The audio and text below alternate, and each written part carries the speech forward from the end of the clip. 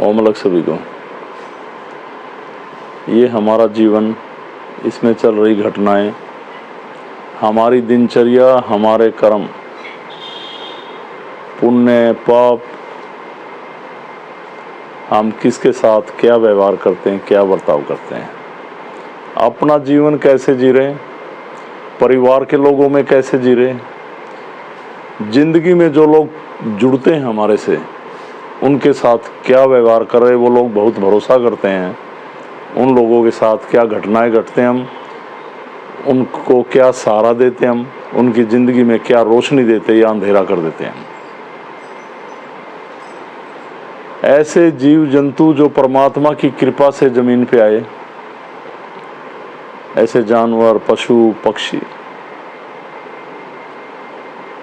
काफ़ी को तो लोग अपने फ़ायदे के लिए पालता है, और जब वो फ़ायदेमंद नहीं रहते, जीवन तो उनका है, जीवन भर उनसे सुख लिया, किसी से बोझ ढोया, किसी के दूध के लिए, किसी को व्यापार के लिए यूज़ किया, और जब वो किसी लायक ना रहे तो उनको प्रताड़ित किया, बेच दिया। ऐसी जगह जहाँ पर आप सभी जानते हैं, मैं जो कहना चाह रहा हूँ, उन पशुओं के साथ क्या होता है, उन्हें काट दिया जाता है। और जीवन भर की क्रियाओं में अच्छे बुरे काम करके जब हम आत्मिक तौर पर प्रताड़ित होने लगे, हमारी जीवन की प्रक्रिया खराब होने लगी, हमारी जीवन शैली में प्रॉब्लम आने लगी, तो हम कहते हैं हमने तो कभी ज़िंदगी में कुछ गलत नहीं किया, पता नहीं क्या घट रहा है।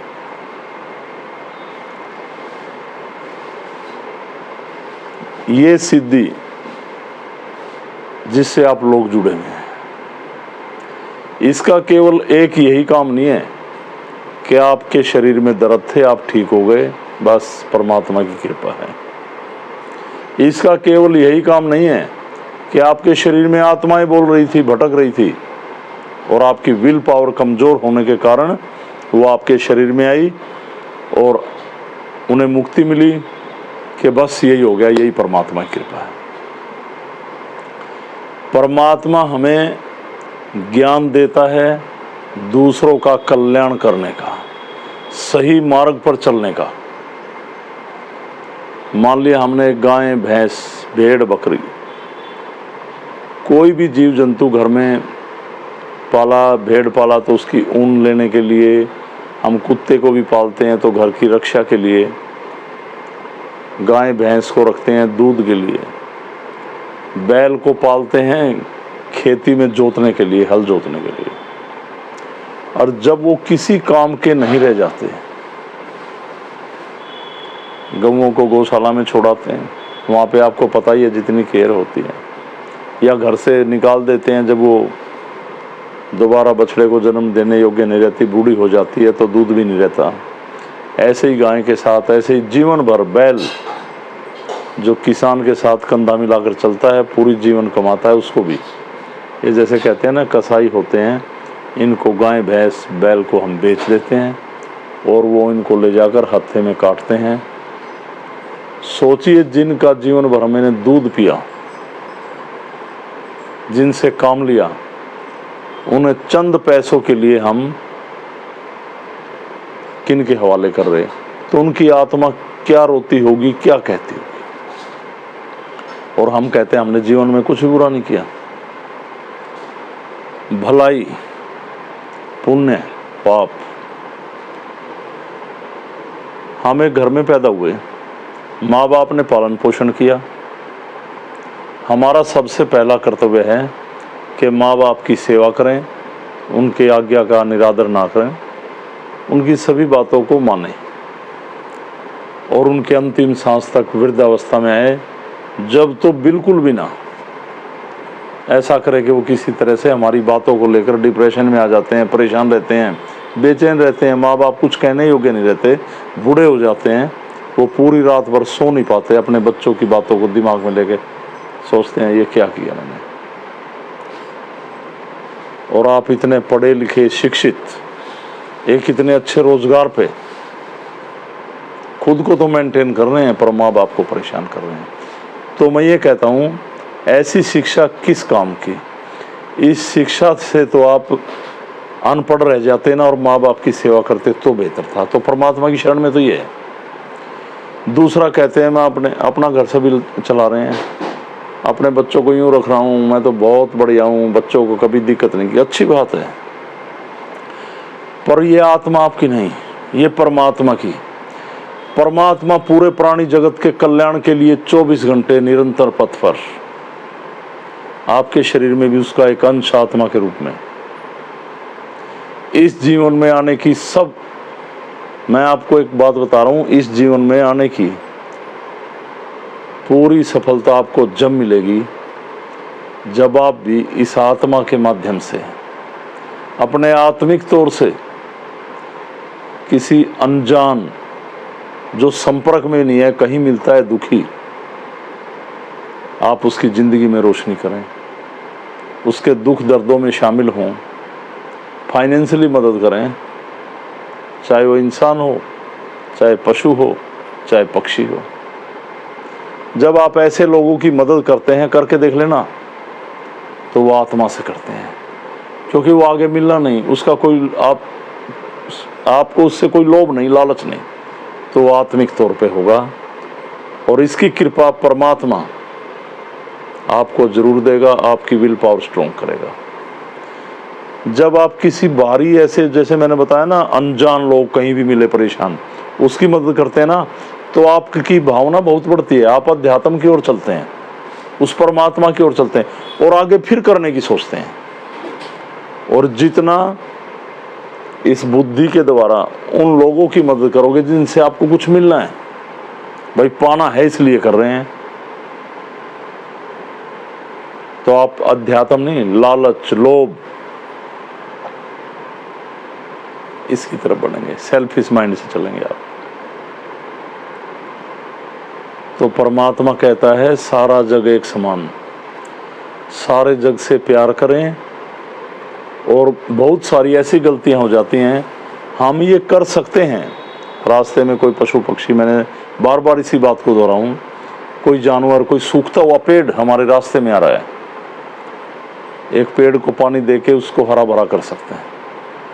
पशु पक्षी तड़प रहे हैं, उनको थोड़ा उपचार दिलवा के या दे के थोड़े से पैसे में ही उसका जीवन खुशहाल कर सकते हैं। ऐसे बहुत सारे दुखी लोग जो छोटी सी मदद के बिना मर रहे हैं, उनकी मदद कर सकते हैं।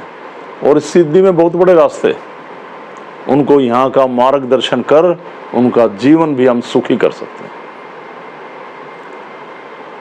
मैं देखता हूँ हमारे स्थान पे ऐसे लोग जुड़े हुए हैं, कई जगह जाता हूँ, मैं कहता हूँ चलो उनके वहाँ चलना है, चलो, वो लोग ऐसे दूर दूर रहते हैं, आपस में भेदभाव, मनमुटाव, गलत बात है। जब तक आप में आंतरिक प्रेम न जागेगा तब तक आप परमात्मा को ना पा सकोगे। परमात्मा को पाने के लिए जरूरी है कि आंतरिक प्रेम आपके अंदर जागे, और जो भी करें इस आत्मा से करें।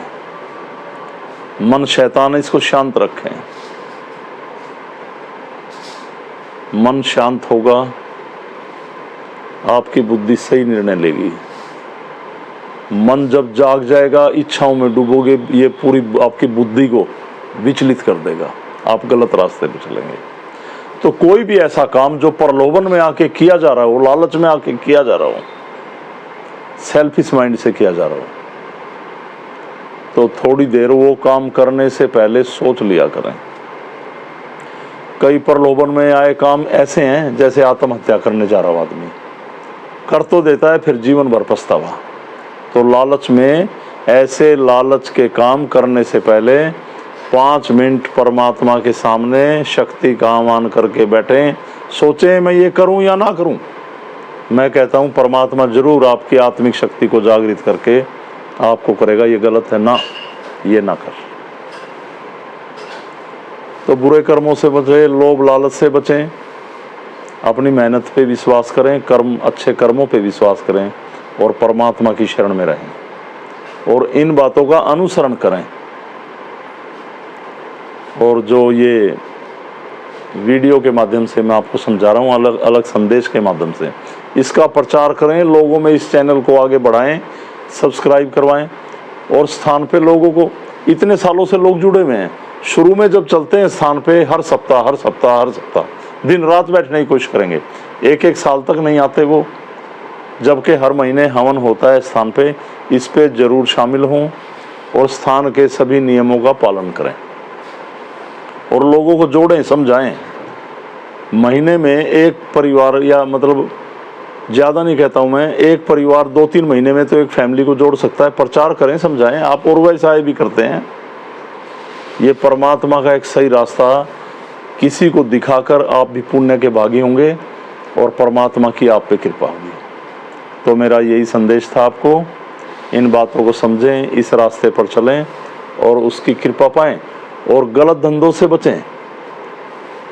मांस बेचना, ये कई मीट की दुकानें खोलते हैं, अरे खाओगे नहीं तो बेचेगा कौन।